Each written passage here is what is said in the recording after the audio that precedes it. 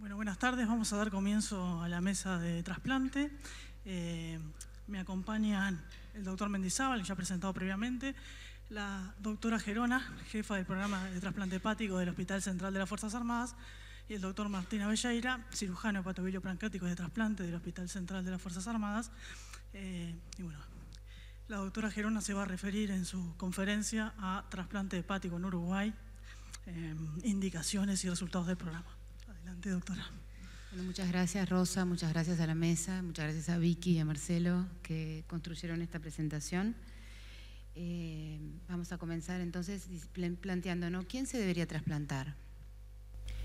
Saben que el programa de trasplante viene funcionando hace ya 9 años y es muy importante que todos como comunidad hepatogastroenterológica tengamos, y clínica tengamos claro a qué pacientes se pueden beneficiar de esto. Entonces, por supuesto que el trasplante está indicado tanto en patologías agudas como crónicas que sean severas e irreversibles, o sea que no haya otra instancia terapéutica que pueda hacerle evitar llegar a un trasplante hepático, para los cuales no existe un tratamiento alternativo eficaz y en ausencia de contraindicaciones para el procedimiento. Dentro de los que se trasplantan las fallas hepáticas agudas, hepatitis fulminantes. Ahí también entra el capítulo ahora de las acute on chronic, ¿no? De las agudas sobre crónicas que se estuvieron discutiendo ya a la mañana, cirrosis hepática descompensada, tumores hepáticos, y ahí básicamente el gold standard es con el hepatocarcinoma, pero también metástasis de neuroendocrino, también son pacientes que son pasibles a trasplantar. En otros contextos mundiales y de investigación se está trasplantando el colangiocarcinoma. Nosotros no, por ahora, queremos empezar a generar un protocolo específico de ello, y en algunos lugares más lanzados están haciendo trasplante de metástasis de cáncer de colon, nosotros no. Por supuesto que los defectos genéticos de origen hepático con daño irreversible en otros órganos, como por ser la polineuropatía amiloidótica familiar, y en algunos lugares se trasplanta también las hipercolesterolemias familiares que generan coronariopatía. Y por supuesto que retrasplantes, tanto sean agudo como crónicos, es otra indicación para trasplantar. Dentro de los fallos hepáticos, que vamos a ser bastante sintéticos en estos, esto se discutió ya hoy en la mañana, que dependiendo de la mortalidad, los pacientes que pueden ser pasibles y beneficiarse de un trasplante son las hepatitis fulminantes, que son como les muestro, tiene una mortalidad del 80% y que disminuye a 30-40 si se trasplanta. Hay otras formas agudas de afectación hepática que no requieren por lo general trasplantarse, que tienen capacidad de recuperación, como es la hepatitis aguda grave y por supuesto la hepatitis aguda. Casi siempre definimos la hepatitis fulminante como un debut del caso clínico a menos de 26 semanas de comienzo de la patología, sin evidencia de cirrosis, pero con la excepción de las hepatitis autoinmunes, el Wilson y la hepatitis B, que pueden dar eventos que serían más acute on chronic. Entonces es importante que ante el planteo clínico y de laboratorio de estar frente a un fallo hepático agudo, es muy importante contactar al centro de trasplante para poder empezar a dialogar en cuál es la oportunidad mejor de derivación. De las fallas hepáticas agudas graves, estoy viendo cómo se señala acá, por supuesto que si se plantea que es algún tóxico hay que suspenderlo desde el inicio, sea en yuyo, sea cualquier fármaco que no quede claro por qué se está tomando y no sea vital para el paciente, y intentar evaluar etiologías y un tratamiento específico. Por lo general, ante la presentación de un fallo hepático agudo, nosotros planteamos que hagan las evaluaciones etiológicas rápidamente, pero eso no retrase esperar el resultado para derivarla, porque ahí puede estarse perdiendo una oportunidad de empezar, por ejemplo, un tratamiento empírico con antibióticos que puede evitar una infección que sea lo que evite el trasplante. Y como no hay biomarcadores que ayuden a predecir cuáles evolucionarán, el contacto precoz es capital, aunque no se considere trasladar mejora la sobrevida y la interacción. Después, el otro gran capítulo son las cirrosis hepáticas descompensadas, y esto es una gráfica pronóstica de D'Amico que muchos la conocen, ¿no? Y que va variando la mortalidad en función de si el paciente tiene una cirrosis compensada o descompensada, y en el caso de las cirrosis descompensadas siempre es conveniente y oportuno el trasplante, porque tiene mucho mayor sobrevida que la evolución natural de la enfermedad. Esto es el Child Plus, que vamos a seguir de largo porque tengo muchas diapositivas. Ya creo que acá es una audiencia entrenada en esta definición. Por lo general, los pacientes que tienen indicación de trasplante son los Child Plus B, pero sobre todo los C. B en algunos casos, pero sobre todo los C. Y acá está muy claro, ¿no? Cuando el paciente desarrolla el CITI ya tiene una sobrevida a 2 años del 50%, una CITI que sea difícil tratamiento. Por supuesto que una CITIS incipiente no va a generar más mortalidad, pero cuando empieza a tener una CITIS que requiere alta tasa de diuréticos o paracentesis, por lo general ese paciente seguramente se beneficie de un trasplante hepático antes que comience el deterioro nutricional que lo expolia con las paracentesis. Por ejemplo, cuando el paciente desarrolla una PBE, ya sabemos que también tiene un compromiso hepático importante, que si nosotros no logramos definir la etiología, y siempre es muy importante encontrar la etiología, porque a veces a un paciente que esté descompensado y que sea un Child C o un B alto, si nosotros descubrimos que es un virus B o un autoinmune, es muy probable que si nosotros tratamos la etiología, el paciente ese puede lograr la compensación y tal vez empezar el camino de retorno a fibrosis menos prevalente y a disminución de la hipertensión portal. Por supuesto que también cuando el paciente desarrolla el síndrome hepatorrenal, acá es una derivación de extrema urgencia para poder solucionar, implementar la diálisis o la ultrafiltración y por supuesto que si lo requiere el trasplante combinado hepatorrenal. Esta es la gráfica del MEL. Ustedes saben que el MEL lo que tiene a diferencia del Child es que es continuo y que no tiene un tope. Entonces permite que en los pacientes más enfermos nosotros podamos tener una graduación de su gravedad, de su estado, que es también lineal con la posibilidad de mortalidad. Entonces esto nos facilita y es lo que se utiliza habitualmente para la adjudicación de los pacientes que están en lista de espera de trasplante. Por supuesto que entonces, como decíamos, el corte donde se empieza a beneficiar el paciente de un trasplante es cuando supera el MEL de 15. Esto no siempre es así de cierto, esto es en líneas generales. Lo que se ha visto, hay un trabajo de Galdame muy lindo que lo realizó allá en Argentina, que decía que más allá que el beneficio del trasplante se da vuelta y empieza a ser beneficioso del trasplante con MELs mayores a 15, los cirróticos que no son seguidos por personas con expertise, que podemos ser todos nosotros acá en la sala, se pierden y tienen mayor mortalidad en el largo plazo que los pacientes que están cuidados específicamente seguidos, haciendo el screening de hepatocarcinoma y todas las medidas de profilaxis que necesiten. Pero como idea general, un MEL de 15 ya el paciente se va a beneficiar de un trasplante. Es bueno no esperar a que el paciente esté desnutrido, deprimido, expoliado también la familia, expoliado también la economía, ¿no? Porque todos estos pacientes, por lo general, cuando están en estados más avanzados en la enfermedad, tienen que dejar de trabajar. Eso empieza a generar un impacto no solo en la salud, sino socioeconómico también, además de psicológico. El tercer indicación grande de trasplante, entonces, es el hepatocarcinoma, como decíamos, que es el tumor hepático primitivo más frecuente. El 80% ocurre sobre hígado cirrótico, aunque estamos viendo muchos pacientes que con NASH presentan hepatocarcinoma aún antes de estar cirróticos.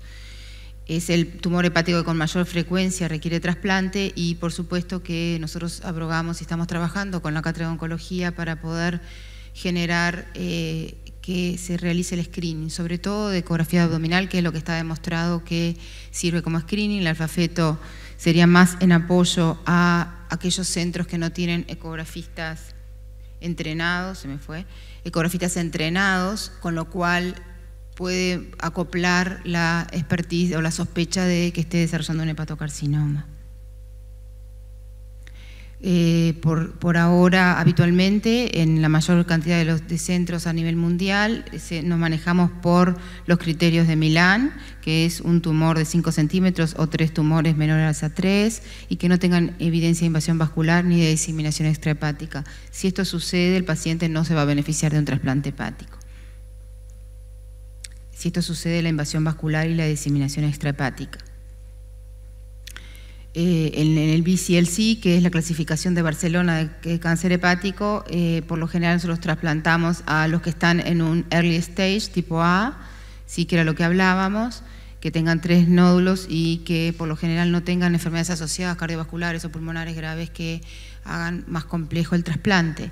Por supuesto que también existe este lugar donde cuando se puede generar en manos expertas una resección de un hepatocarcinoma sobre un hígado cirrótico, si la anatomía patológica de la resección muestra que hay embolias vasculares que hacen que tenga un alto riesgo de recidiva, por lo general ese paciente nosotros también lo ponemos en lista de espera, así como los pacientes que tengan un estado intermedio, por lo general podemos ir, ahora vamos a dialogar después de eso, al downstaging, que es bajar la carga tumoral para ver si el paciente puede entrar en Milán y beneficiarse si tiene buena respuesta de un trasplante hepático.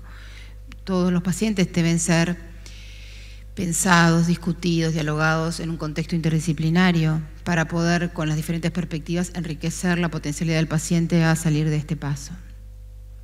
Entonces, como habíamos hablado, otros tumores no hepatocarcinomas, como dijimos, el colangiocarcinoma en algunos países, todavía no con nosotros, y sí las metástasis de neuroendocrino cuando superan más del 50% de la masa tumoral. Hemos trasplantado otros pacientes con patologías neoplásicas, pero son casos extremadamente raros. Por supuesto que también otras indicaciones no tan frecuentes es la hiperoxaluria, que por lo general el hígado es un hígado que por lo general está sano y lo que genera es falla renal. Esto es muy interesante porque nos han llegado pacientes ya trasplantados renales que perdieron el riñón y que ahí, después del trasplante es cuando se realiza el diagnóstico de hiperoxalosis y ahí aparece la indicación de trasplante hepatorenal. Cuando si este estudio o este diagnóstico se hace previo al trasplante renal, se ahorra un riñón. La amiloidosis portuguesa, que no es muy frecuente en Uruguay, en Argentina sí, hay ciudades donde es muy frecuente y por supuesto en Brasil también y en Portugal. Otras indicaciones que por calidad de vida nosotros trasplantamos es la poliquistosis hepática, que a veces es hepatorrenal, sí también tiene compromiso renal, pero hemos trasplantado pacientes solo con poliquistosis hepática cuando el gran volumen hepático impide que el paciente mantenga un estado nutricional eficaz y que no pueda realmente moverse, atarse los zapatos, generar una vida de relación. Y también el prurito intratable cuando, más allá que no tenga todavía un MEL de 15, realmente los pacientes tienen hasta intentos suicidas por la desesperación de no poder controlar su prurito. Este es un caso que Alejandra, una maestra que realmente tenía solamente poliquistosis hepática, acá podemos ver la tomografía, esto era todo el volumen hepático. El relato entre casa de los cirujanos fue que cuando abrieron ese abdomen en realidad todos se querían ir a la casa, ninguno quería continuar. ¿No, Martín? Sí, es verdad, difícil. La paciente se encuentra muy bien, es maestra de primaria y realmente su sonrisa es radiante después de este cambio de vida con el trasplante, más allá que no tenía un riesgo vital. Ahora les vamos a contar qué nos pasa acá en Uruguay. En este momento vamos 183 trasplantes hepáticos, esperen que encuentro la flechita. 10 son trasplantes hepatorrenales, empezamos el 14 de julio del 2009 y bueno, hoy estamos en el día que estamos. Entonces, para saber a dónde vamos es muy importante que sepamos dónde estamos, ¿no? Y poder elegir el camino. Entonces, el camino en nuestra realidad es medir la calidad de atención, permanentemente estar buscando indicadores de calidad, datos que informen cómo se están haciendo las cosas y comparar con cómo se deberían hacer. Y eso permite medir el grado de desarrollo de un proceso. Entonces, nosotros estamos permanentemente en la búsqueda de detectar situaciones problemáticas o susceptibles de ser mejoradas, incorporar ciclos de mejoría para solucionar los problemas identificados, comparar interna y externamente y a lo largo del tiempo y también comparar con resultados de otras instituciones. Vamos a presentar los indicadores de calidad del programa español, que es un país donde permanentemente se está revisando los resultados. Entonces, esta es los indicadores para la Sociedad Española de Trasplante Hepático, por ejemplo, que la mortalidad posoperatoria tiene que ser menor de un 10%, la perioperatoria menos del 1%, tasa de retrasplante precoz menos de 5%. Nosotros tenemos como situación en Uruguay, yo siempre digo que es un oasis para los pacientes crónicos. ¿Sí? Es un lugar donde hay una buena oferta de hígados, lo suficiente para ese trasplante de los pacientes en buenas condiciones cuando son crónicos. Entonces, vamos a relatarles acá que trasplantamos con MEL de 22, ese es nuestro promedio. Pero cuando vamos a las hepatitis fulminantes y a las acute on chronic, donde el lapso, a veces la ventana es de menos de 7 días, ahí es cuando a nosotros se nos complica porque no tenemos una oferta de hígados tan frecuente. Entonces, en base a eso, en otros países se pueden utilizar mucho más, con más tranquilidad, hígados marginales, por ejemplo, o hígados de menor calidad, porque bueno, si no anda, lo recambian y ponen uno nuevo. Nosotros acá, si nosotros tenemos una falla primaria del graft porque era un hígado con alta tasa de esteatosis o era un hígado dañoso, realmente no vamos a tener que, si no anda le pongo otro. Entonces somos mucho más cautos en la selección del hígado a tomar para el trasplante. Entonces, como les decía, el MEL promedio de nuestro programa es de 22, con una distribución por sexos de 59% hombres, 108, y 41% mujeres, 75, y que la distribución por edad tiene un promedio de 45 años. Son pacientes relativamente jóvenes en relación a otros programas. La procedencia, esto se desigualó un poquito en los últimos años, hasta hace poco tiempo éramos 50 y 50 pública y privada, hoy hay un mayor porcentaje de privada, 64%, y también acá era parejo, 50% Montevideo Interior, pero ahí había un tema, ¿no? Que por ejemplo el Clínicas recibe, o el Pasteur recibe, o el Maciel recibe personas del interior. Entonces, cuando empezamos a desglosar un poquito más fino, vimos que también ahí había un tema que decíamos que era de Montevideo, pero el señor en realidad no era de Montevideo. Pero igualmente ahora el Montevideo tiene el 60% contra el 40%. Este son el promedio aproximado de trasplantes a medida de los años. Por supuesto que el 2009 fue medio año y ahí lo hicimos anual. El promedio son 20 trasplantes al año, uno cada 18 días. ¿Cuáles son las indicaciones más frecuentes para nosotros? Por supuesto que la cirrosis se lleva el 60%, el hepatocarcinoma el 20%, y después tenemos un retrasplante de pacientes crónicos, que la mayoría de estos son pacientes trasplantados en Argentina, que se trasplantaron de niños, vinieron acá de adolescentes, sufrieron la crisis de la rebeldía de la adolescencia, pierden el graft y nosotros tenemos que retrasplantar crónicamente. Retrasplante agudo, que por supuesto son los pacientes que trasplantamos nosotros, y la falla fulminante es un 4%, y después otras varias 8%. Entonces, dentro de lo que son la cirrosis, vamos a desglosar un poquito más esto. Qué lindo te quedó esto, Vicky. Tenemos que dentro de la cirrosis hay un virus C, el virus C 10, o sea, son muy poquitos pacientes y por supuesto que ahora son menos desde que tenemos más disponibilidad del tratamiento. Esto que parece tan sencillo es un logro país. Es un logro país. Cuando nosotros nos damos cuenta que el trasplante está financiado por el Fondo Nacional de Recursos, que existe el INDT que nos permite tener una cristalinidad en el acceso a hígados, y que podemos contar con responsabilidad y seriedad tratamientos específicos para las patologías y que el paciente no lo tiene que pagar si tiene su hígado comprometido, es un bien mayor de nuestro país, ¿no? NASH o criptos fueron 10 pacientes, colestásicas son 24, acá son números absolutos, no son relativos, ¿no? La hepatitis autoinmune un 27 y alcohol 32. La otra etiología que queríamos destacar un poquito más, desglosar, era sobre el hepatocarcinoma, que de ellas el alcohol eran 14 y el virus C eran 10 y los demás todos virus B, autoinmune, CBP, hemocromatosis. Pero básicamente los que se llevan por ahora a la delantera en hepatocarcinoma es el alcohol y el virus C, pronto va a ser el NASH.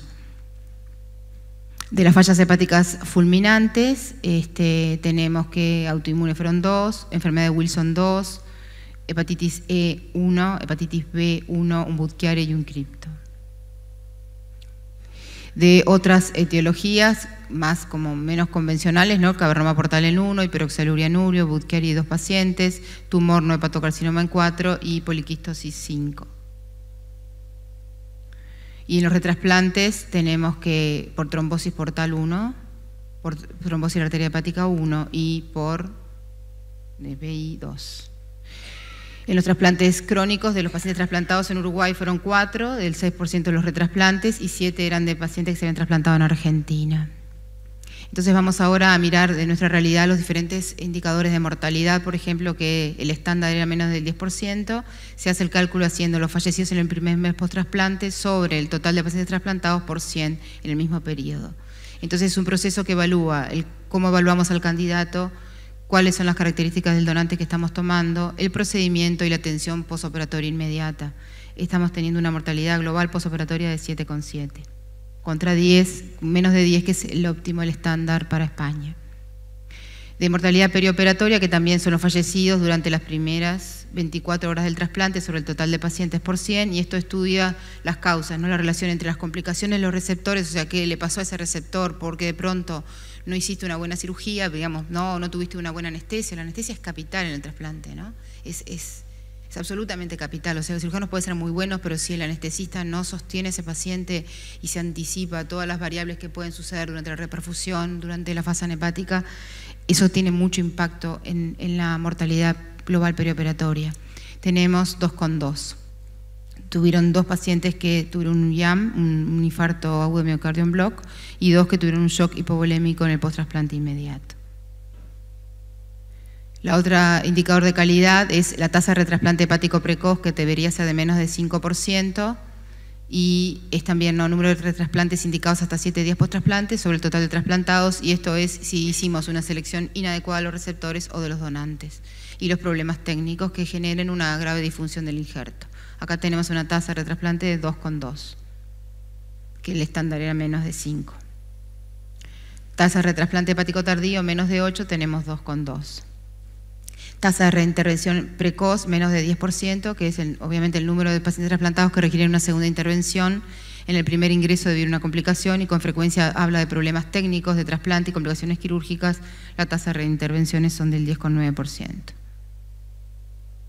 Y la supervivencia del trasplantado, el estándar es que sea 80% al año, 75% a los 3 años, 70% a los 5 años y 60% a los 10 años. Nosotros al año tenemos 87%, 82% a los 3 y 76% a los 5. Esto es para que se queden tranquilos y deriven a los pacientes con confianza, que juntos vamos a poder lograr muy buenos resultados. En cuanto al porcentaje de fallo primario del hígado, tiene que ser menos del 2% y nosotros tenemos 2,2%. Después esta es una encuesta como más subjetiva de satisfacción del paciente trasplantado, que debería estar contento, más del 80% contento con nosotros. Hicimos una encuesta para un premio de calidad de atención de la ciudadanía que lo desarrolló Presidencia, y en esto satisfechos o muy satisfechos los pacientes relataron, eso lo llamaban ellos, no nosotros, no era que nosotros decíamos, ¿usted está contento con nosotros? No, era una encuesta directa de Presidencia hacia los pacientes. Entonces, como para repasar, mortalidad posoperatoria de menos de 10 tenemos 7,7, en amarillo con rojo están los que estamos pasados, entonces la mortalidad perioperatoria tendría que ser menos de 1 y estamos en 2,2, o sea que hay cosas todavía para mejorar. En la reintervención precoz es menos de 10 y estamos en 10,9, y después el fallo primario del GRAF, a pesar de que tenemos estos cuidados de ser el hígado muy óptimos, tenemos 2,2 frente a 2. Y la calidad, la satisfacción del paciente es más del 91%. Entonces, la sobrevida al mes, al año, a los 3 y 5 años están dentro de los estándares internacionales, las tasas de retrasplantes también dentro de los estándares, y a mejorar la selección donante-receptor, que es una eterna discusión y diálogo. Imagínense un diálogo acalorado entre cirujanos y hepatólogos, nosotros por sí, ellos por no, en cuanto a trasplantar a veces receptores, que nosotros lo venimos peleando, y ellos desde una perspectiva más despegada a veces pueden identificar cuando nosotros estamos embarcándonos en algo fútil, y ellos claramente, como no tienen en ese momento ese vínculo con el paciente todavía, nos dicen no, y la mayoría de las veces con razón, pero Martina Belleira eso no lo está escuchando. Y bueno, por supuesto, optimizar las reintervenciones precoces y la mortalidad perioperatoria. Eso. Muchas gracias.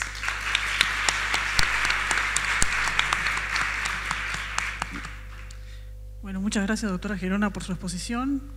¿Tenemos tiempo todavía para comentarios de la mesa o preguntas del auditorio? Sí. Rosa.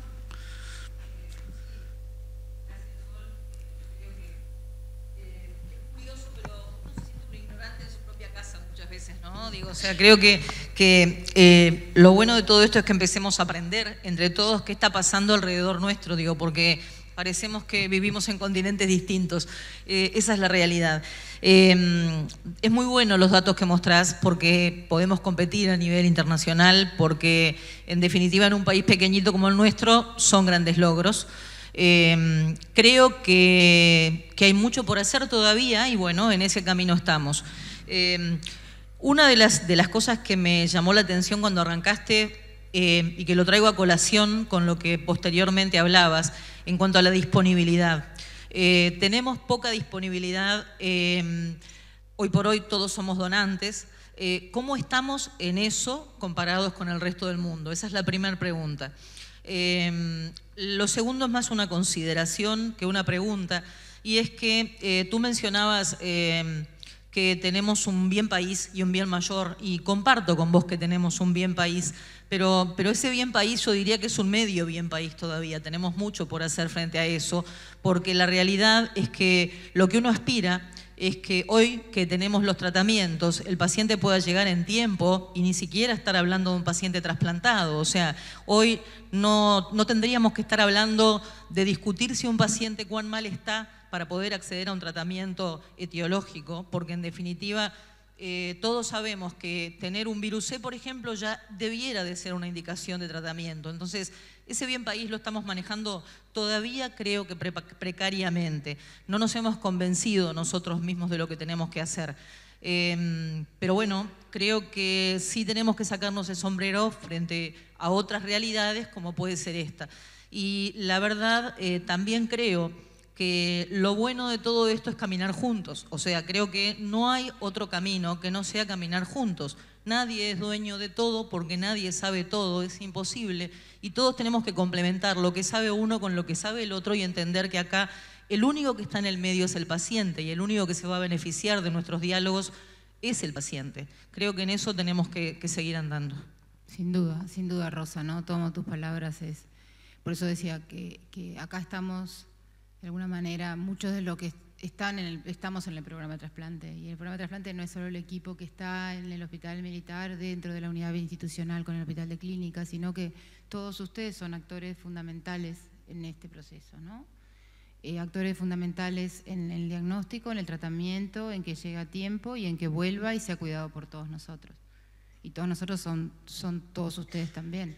Entonces, cuanto más empecemos a animarnos a tener el backup nuestro, pero que vayan caminando también en el cuidado de ese paciente, que vuelva a su ciudad, que vuelva a su institución, es muy importante. Porque el paciente se siente cuidado, protegido, no con el miedo de volver y que el médico no sepa qué hacer con él, ¿no? Eso debemos seguir creciendo en ese aspecto sin duda. Con respecto a lo de la donación, la tasa de donación en Uruguay es 19, 20, 18, es mucho mejor que la de Argentina y Brasil, es una de las mejores de Latinoamérica, pero no mejoró con esto de que seamos donantes obligatorios. ¿Por qué? Porque los jueces no saben todavía eso. Entonces, cuando sucede una muerte de un chico joven o de un niño o de un adolescente, impera más que los padres no quieran, cuando en realidad es la gama de edad, tamaño que más carentes estamos. Nuestros niños se trasplantan en Argentina con hígados uruguayos. O sea, nuestros niños se mueren en Argentina porque no les llegan hígados uruguayos. Se mueren. Si no tienen que el papá o la mamá pueda ser donante vivo, nuestros niños se mueren esperando. Y no es porque no haya expertise en Argentina para resolverlos, es porque no les llegan hígados de tamaño para que les entre a los chicos. Entonces eso tenemos que también tener la conciencia nosotros de generar este saber en la población de que el programa de trasplante anda bien, que el programa de trasplante salva vidas, que es bueno donar. Es un trabajo de todos nosotros, porque eso va a facilitar que nuestros niños se trasplanten. Con respecto a que queda mucho para hacer, como sin duda es así, y yo creo que yo no estoy en la toma de decisiones del gobierno en cuanto a contar con los tratamientos para virus C, pero escuchan. Y realmente la propuesta o la mirada de ellos fue hacer gradual para poder conocer y dar pasos firmes y no hacer agua. Ahora va a haber un tratamiento que va a ser prácticamente para todos los genotípicos, un pan genotípico, y se trabajó en base a lograrlo a través de la OPS para que no tuviera tanto impacto económico. Y sí, sin duda que nosotros como gastroenterólogos, como hepatólogos, como internistas debemos seguir trabajando para lograr que todos los pacientes con virus C se traten, ¿no? Sí, sin duda. Y no solo eso, como va a hablar ahora Daniela, es que logremos que los pacientes con virus B se traten y por supuesto extender la vacunación de virus B a que sea universal. Absolutamente de acuerdo con que hay cosas para hacer. Hay cosas para hacer en el ámbito del hepatocarcinoma y eso lo tenemos que hacer juntos, porque el hepatocarcinoma es el cáncer más olvidado en Uruguay. No hay tratamiento financiado por el PIA ni por el Fondo Nacional de Recursos y son nuestros pacientes. O sea, sí se puede trasplantar, pero la quimioembolización no está cubierta, la radiofrecuencia no está cubierta. Entonces sí que nos queda mucho por hacer. Sol, ¿estamos preparados en Uruguay para trasplantar niños? Técnicamente sí, políticamente no.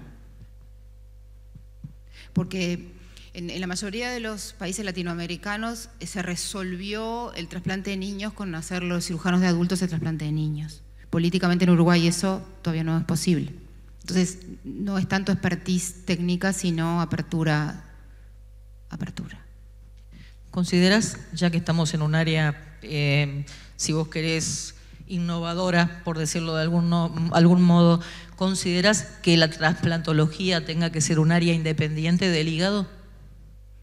Yo creo que no dan los números para eso, ¿no? O sea, por supuesto que engloba mucho más cosas que la hepatología, porque es un área donde la infectología y el interjuego entre cirugía e infectología es fuertísimo. Entonces requiere una expertise que es más de internista, capaz que de gastroenterólogo, y que hepatólogo. Entonces sí que requiere una formación que va más allá del conocer de un hepatólogo. Y a veces un internista puede estar más preparado que un hepatólogo para pensarlo, salvo que se prepare para ello. Yo creo que tenemos que buscar trabajar juntos y de horizontalizar el conocimiento y de fortalecer la contrarreferencia. Y creo que eso va a ser la inteligencia que podamos desarrollar, ¿no? En esto de que es probable que suceda reconocimiento que el programa de trasplante sea un centro de referencia como medida de poder ampliar el círculo de no solo los pacientes con MEL de 15 se atiendan, sino que se puedan referir pacientes con un sangrado que no tengan una forma de resolver. Nosotros vamos a contar con TIPS en la institución, vamos a contar con quimioembolización en la institución, tenemos radiofrecuencia en la institución, entonces va a poder ser más justo o equitativo para los pacientes que estén en centros que no tengan ese recurso, que no quiere decir que el médico no lo sepa. O sea, ustedes todos saben, el tema es que no tienen el medio, no los acompaña al hospital para hacerlo. Y eso es lo que nosotros vamos a poder dar, es como ofrecerles un lugar donde podamos resolver al paciente en esa situación y volver a su lugar. Eso requiere y exige una continuidad en la prestación, eso exige un revisar protocolos, pero por ejemplo, nosotros ahora estamos viviendo en el hospital un proceso de hospital en construcción, con lo cual revisando la casuística tenemos un aumento de un brote de Aspergillus en el hospital.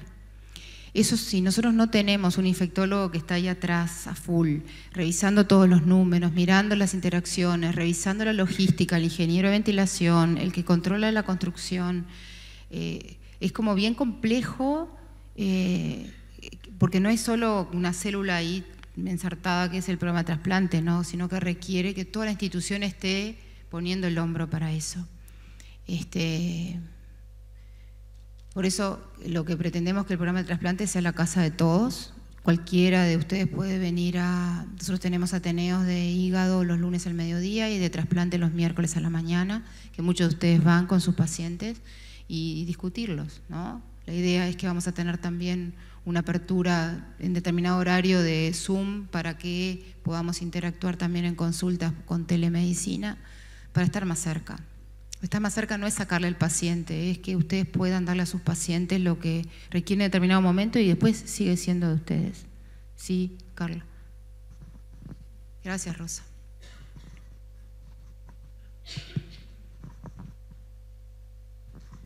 Bueno, felicitarte por los datos. Creo que como veníamos hablando en la mesa anterior con Elia, es fundamental empezar a tener nuestros datos. Es muy bueno para todos los que hacemos hígado y derivamos pacientes que los resultados estén siendo tan buenos. Creo que es muy bueno. Como hepatóloga en el interior es bastante más difícil para mí. Todos los que hacen hígado acá en Montevideo trabajan en equipos, lo cual creo que es la forma en que debe ser. A mí se me hace bastante difícil hacerlo sola. Siempre tengo el apoyo de todos ustedes y de los equipos de clínicas y de todos, o sea que eso es bueno. Pero lo que quiero destacar es que al justamente estar en el interior y al estar sola, yo quizás soy una derivadora bastante temprano, precoz de los pacientes para evaluar para trasplante, ustedes lo saben, porque digo, me da mucha tranquilidad y quiero destacar que no solo para mí como médico es un respaldo tremendo, y doy fe de que no sacar el paciente, que es un respaldo, un apoyo y un seguimiento en conjunto con todo el equipo, con todos los que están, quirúrgicos, médicos, internistas, hasta el infectólogo cuando tengo dudas, y cuando mis infectólogos no lo pueden resolver. O sea que realmente uno siente una contención en los pacientes que están en lista con ustedes, que es muy importante, sino destacar también que los pacientes cuando van a las 48 horas de evaluación con ustedes y vuelven, vienen muy contentos, no solo de la parte técnica, sino de la contención humana que han recibido, y para nosotros es fundamental el poder mantener ese paciente en evaluación hasta el momento que llega el trasplante y después en el post-trasplante, sobre todo para mí que estoy sola, quizás los grupos que trabajan en equipo no lo necesitan tanto, pero la contención y el seguimiento que uno siente con todos ustedes a cualquier hora, cualquier día de la semana, y bueno, creo que es importante destacar esas cosas cuando las logramos así en un país acá. Así que bueno, agradecerles a todos. Gracias, Carlos. ¿Alguna otra pregunta? Pues nos están poniendo carteles de que tenemos que terminar. Yo tengo sí, un comentario y pregunta. Bueno, el comentario me uno a las felicitaciones, porque la verdad que los números son muy buenos. Esperemos que el año que viene con los 10 años los puedan publicar y presentar, porque la verdad que Latinoamérica necesita datos de sus países. Hay países que no tienen centro de trasplante. Y ustedes tienen muy buenas situaciones como para tener estos números buenos que están teniendo y los están aprovechando.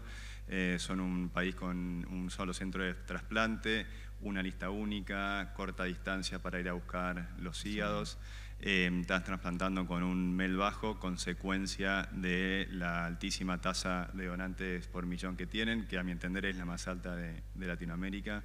En Argentina era del 5.8% en marzo, más o menos, y ahora con una nueva ley controvertida en algunos puntos se ha logrado modificar, pero bueno, no llega todavía a estos números.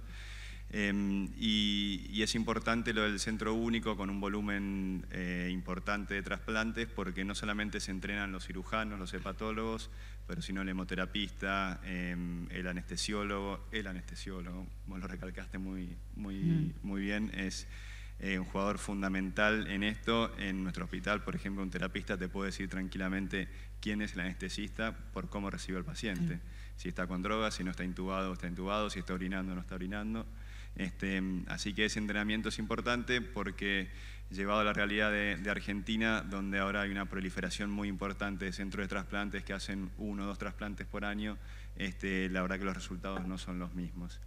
Dicho todo esto, ahora ya tengo una pregunta puntual. ¿Qué solución de preservación están usando, a vos o a Martín? Ya que nosotros hemos tenido cortada la importación en algún momento del Wisconsin y tuvimos que conformarnos con el HTK, y eso nos ha traído bastantes problemas con la vía biliar, con problemas de isquemia difusa de la vía biliar. Entonces quería saber si ustedes están ante una situación similar o no. Nosotros empezamos con Wisconsin cuando vimos que no era un producto seguro de tener, con disponibilidad continua y con todo el tema del frío, pasamos a HTK, que era una solución, vos corregime Martín, una solución que no requería cadena de frío, que sí requería más volumen, y de pronto lo que hacemos es usar más volumen, pero HTK usamos. Martín. Sí, es así. La importancia un poco, y lo que decía referente un poco a las complicaciones biliares, a veces el líquido de preservación y la viscosidad del líquido puede afectar algún aspecto técnico que a veces los cirujanos lo tenemos más presente, que es la microcirculación biliar y la vascularización peribiliar, que es un pequeño gran detalle que afecta la morbilidad biliar en cuanto a las estenosis o a las complicaciones biliares. Entonces se ha visto que a veces la viscosidad y las características bioquímicas de ese líquido de preservación puede afectar en ese aspecto, más allá de obviamente las posibilidades de una falla primaria. En principio con el líquido, el HTK, estamos teniendo resultados aceptables y esperables para la morbilidad aceptada en nuestro programa. Bueno, ya estamos pasados de tiempo. Bueno, muchas gracias a todos.